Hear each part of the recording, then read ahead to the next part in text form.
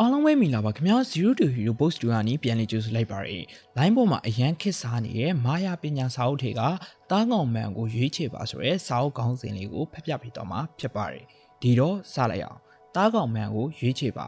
ညှိရယ်ဆိုတာတားကောင်အပေါ်မူတည်ရယ်တားရေးကဘလောက်ဆွမ်းနေပါစေတားကောင်ရဲ့အခြေအနေကတားရေးထက်ပိုတာနေဘလောက်ပဲတားရေးကစူးစမ်းပါစေညှိယူမှုအထောက်မြောက်နိုင်မှာမဟုတ်ပါဘူးဒါကြောင့်ကိုယ့်ရဲ့တားကောင်ကိုတေချာရွေးချယ်တတ်ဖို့လိုပါတယ်ကိုယ့်ရဲ့ဆွေးဆောင်မှုနီးလန့်တွေအောင်တကယ်ရောက်နိုင်တဲ့သူမျိုးကိုမှအပိုင်းကြံရမယ်ကိုယ့်ရဲ့အညှိတဲ့တွေကိုတကယ်လက်ခံနိုင်တဲ့တားကောင်မြန်ရင်တေချာတလောက်အဲ့ဒီတားကောင်တွေရဲ့အမြင်မှာကိုကသူတို့အတွက်ထူးခြားစမ်းကြည့်ပြီးရှားပါတဲ့ယတနာလူမျိုးဖြစ်ကောင်းဖြစ်နေတတ်ပါတယ်ဒါမှမဟုတ်သူတို့ဘက်ကချွန့်ယွံမှုအားနည်းမှုအလွဲအချော်တစ်ခုခုရှိနေလိမ့်မယ်အကြောင်းအမျိုးမျိုးကြောင့်စိတ်ပိုင်းဆိုင်ရာထိခိုက်နေပြီးစိတ်တက်ကြနေတာမျိုးမပျော်နိုင်မရွှင်နိုင်ပဲစိတ်ဖိစီးနေတာမျိုးဒါမှမဟုတ်စိတ်နေစိတ်ခံအပေါ် direct ထိပါနိုင်တဲ့ဖြစ်ရဆိုတစ်ခုခုကြုံတွေ့တာမျိုးဖြစ်နေတတ်တယ်ကိုနဲ့တကယ်ကြိုက်ပြီးကိုရဲ့အညှိတဲ့နဲ့တွေးဆောင်မှုနောက်တကယ်ပါလာမဲ့တားကောင်မှန်ရင်သူတို့ရဲ့စိတ်ခံစားမှုတွေကကိုယ့်ပေါ်သူ့လိုဆွေးလဲမှုရှိနေလိမ့်မယ်အဲ့ဒီဆွေးလဲမှုကိုအခွင့်ကောင်းယူပြီးပြင်းပြတဲ့တောင်းတမှုတွေဖြစ်သွားအောင်ကိုယ့်ဘက်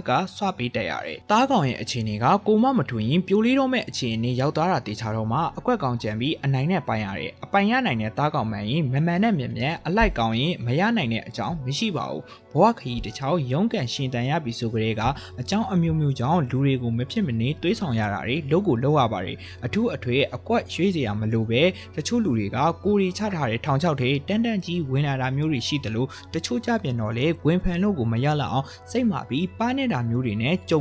မှုကြမှာပါအဲ့ဒီလိုမထင်မကြအခက်ကြုံတာတွေများရင်ဘသူမစိုးစိတ်ပြတ်မှာပဲဘာလို့အဲ့ဒီလူတွေအပေါ်လွမ်းမိုးနိုင်စွမ်းမရှိရတာလေတွေးမိကြမှာပါလမ်းပြောက်တလို့ခံစားမိပြီးကိုအားမလို့အားမရဖြစ်မိကြပါလိမ့်မယ်ဆွေးဆောင်မှုမာယာဆိုတဲ့အလုပ်ကြီးကိုအလောင်းကစားလိုပဲစွန့်စားရပါတယ်မတိချမှုမရေရာမှုတွေနဲ့ကန်ဆိုးမှုမောင်ကြနိုင်တာမျိုးတွေကိုအန်တုပြီးဂွင်ဖန်ရပါတယ်ဖြစ်နိုင်ချေနဲ့ရနိုင်ချေဆိုပြီးမရေရာမှုအကြားကိုစတေးရတဲ့အလုပ်ပါအလောင်းအစားတစ်မျိုးဖြစ်တာကြောင့်တစ်ခါတလေဂွင်တက်ပြီးအနိုင်ရတာမျိုးရှိတယ်လို့ဂွင်ပြောက်လို့အဆက်တကွဲအကျိုးနေတာမျိုးတွေနဲ့မလွဲမသေးကြုံကြရမှာပါအဲ့ဒီအခါကိုယ်တိုင်ရင်ဆိုင်ပြီးရလာတဲ့ဘဝတင်ခန်းစာနဲ့ပဲအလောင်းအစားထက်လို့ရပါတယ်ပါနဲ့မှုတွေကိုခါတိပွေကြားရှုံးမှုတွေကနေတင်ယူပြီးချုံမြိုင်တဲ့အနိုင်ကိုမရမချင်းဂွင်ဖန်ကြံရပါတယ်လူတိုင်းကိုတော့ဆွေးဆောင်နိုင်မှာမဟုတ်ပေမဲ့ကိုယ့်ရဲ့အညွတ်တွေထောင်ချောက်အတွင်းကြားရောက်သက်ဆင်းလာသမျှလူတိုင်းအပေါ်လွမ်းမိုးနိုင်အောင်တော့စူးစမ်းကြရပါတယ်ဂွင်ထဲဝင်လာသမျှချော်ထက်မတော့အောင်ကြံဖန်အကွက်ဆင်ရတာကလည်းမာယာပညာတွေရဲ့အနစ်တွေပါကိုယ့်ရဲ့အညွတ်တွေထောင်ချောက်တွင်သက်ဆင်းမဲ့တားကောင်ကိုဘလို့ရှာကြမလဲခက်ခဲနက်နေကြီးမဟုတ်ပါဘူ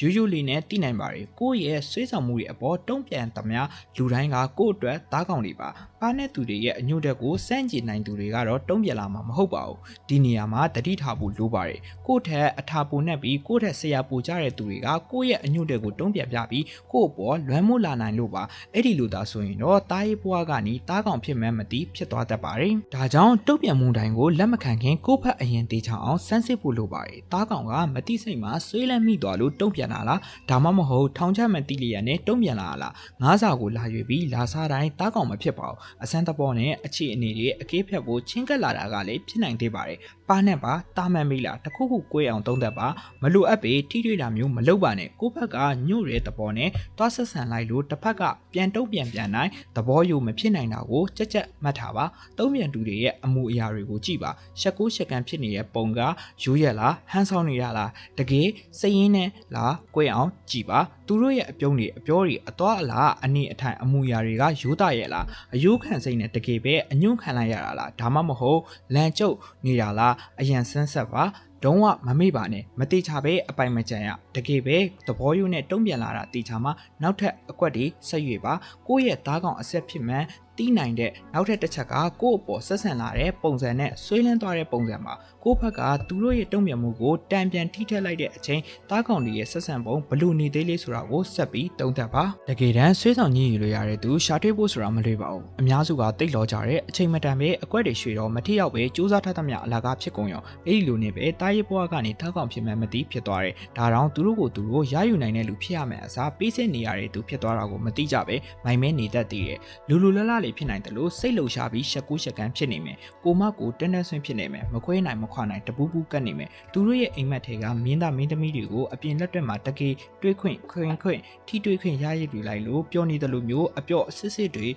တိတာမြင်တာနေပဲကိုအနာချင်းကက်ခွင့်ရလိုက်တာကသူတို့အတွက်အဖိုးတန်တဲ့ပစ္စည်းတစ်ခုခုရလိုက်တယ်လို့မျိုးကြည်နူးမစုံဖြစ်နေတာမျိုးတွေရှိမှသာတကယ်ပဲဆွေးဆောင်လို့ရနိုင်တယ်တားကောင်ဖြစ်လောက်တယ်လို့ယူဆနိုင်မှာပါထင်ကြီးလောက်နဲ့ဟုတ်လုံးမှာပါဆိုပြီးမတိမချမရေမရဥတူတူမလုပ်ပါနဲ့ကိုအညွတ်တော့ကနေတုံးပြန်လာတဲ့ပထမအဆုံးတော့လူကိုရဲ့တားကောင်အဖြစ်ရောင်းလို့တောင်မထင်မြင်လိုက်ပါနဲ့အမားကြီးမားသွားနိုင်တယ်လို့ကိုဘက်ကတစ်ဖက်တာအပေါ်လွမ်းမိုးနိုင်အောင်ကြိုးစားခါမှတစ်ဖက်တာရဲ့တုံးပြန်မှုအပေါ်တာယာမိသွားပြီးကိုယ်တိုင်ကတစ်ဖက်လူရဲ့လွမ်းမိုးမှုကိုတမင်ခံယူလိုက်တယ်လို့မျိုးဖြစ်သွားတတ်ပါတယ်ဒါကြောင့်မတာယာပါနဲ့စိတ်မလုံခြုံမှုတွေရဲ့ဆေးဆုံမှုတွေကိုအထူးဂရုစိုက်ပါလူတိုင်းမှာအတ္တရှိပါတယ်အတ္တကြောင့်လိုချင်စိတ်တက်မှတ်စိတ်ရယူလိုစိတ်ပိုင်ဆိုင်လိုစိတ်တွေကိုတဖွာဖွာဖြစ်ပါလိမ့်မယ်အလွေလေးတိမ့်ပိုင်းနိုင်တယ်လို့ယူဆရရင်ပူပြီးတော့လှုပ်ချင်ကန်ခြင်းပိုင်ဆိုင်စိတ်တွေဖြစ်ပါလိမ့်မယ်လက်တကန်အလိုကအရာဟုသမျှဘသူမဆိုးလမ်းယူပြီးအပိုင်းတင်းချင်ကြမှာပဲဒါပေမဲ့အဲ့ဒီတက်မှတ်စိတ်ကြောင့်ကိုဖြတ်စည်းတယ်လို့ဖြစ်သွားနိုင်တာကိုတတိချက်ပါကိုရဲ့လွမ်းမှုဟုသမျှကိုလက်သင့်ခံနိုင်ပြီးကိုစိတ်တိုင်းကြခြေလေလို့ရနိုင်တဲ့တားကောင်များရင်ကို့အပေါ